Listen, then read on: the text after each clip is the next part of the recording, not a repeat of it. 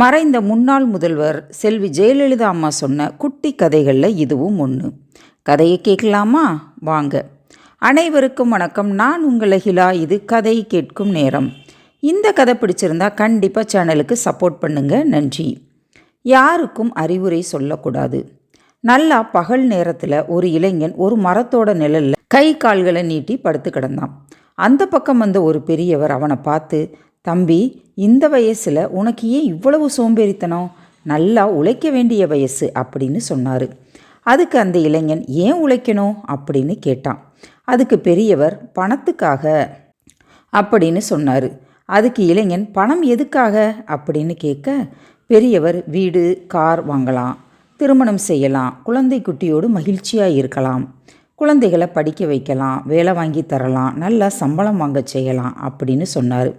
அதுக்கு இளைஞன் பிறகு அப்படின்னு கேட்க, பெரியவர் அவர்களுக்கு திருமணம் செஞ்சு வைக்கலாம், பேர குழந்தைகளோடு மகிழ்ச்சியாக இருக்கலாம். அதுக்கும் பிறகு அப்படின்னு இளைஞன் கேட்டான். பிறகு ஓய்வாக இருக்கலாம், கை கால்களை நீட்டி தூங்கலாம் அப்படின்னு சொன்னார் பெரியவர். உடனே இளைஞன், அதைத்தானே இப்போ செஞ்சுக்கிட்டு இருக்கேன், இப்போ போயிட்டு வாங்க அப்படின்னு சொன்னான். எனக்கு நல்லாவே வேணும், வாயை மூடிக்கிட்டு வந்த வேலையை பார்த்து நான் போயிருக்கணும் அப்படின்னு புலம்பிக்கிட்டே போனார் பெரியவர். இந்த கதையிலேருந்து நாம் தெரிஞ்சுக்க வேண்டியது என்னன்னா, இப்படி தாங்க இப்போது நிறைய பேர் இருக்கிறாங்க.